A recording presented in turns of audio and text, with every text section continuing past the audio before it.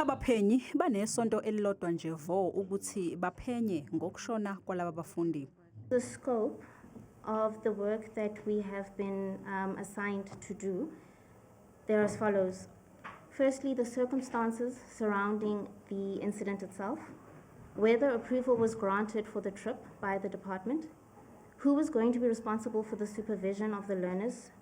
Laba bameli abazophenya ngalesi sigameko bethulwe emndenini yabafi abafihlwe ngolwesithathu. We want to know as this family, what kind of the skill did you give to abantwana bethu when two of them bahamba namanzi?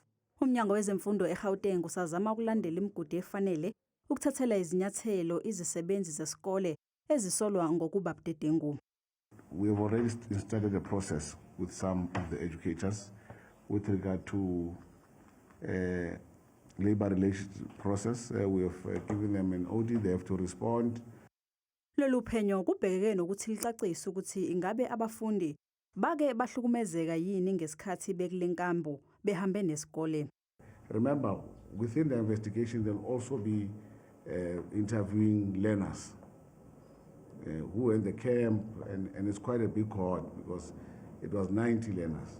Lolu phenyo kulindeleke ukuthi luqale ngoNhlaba.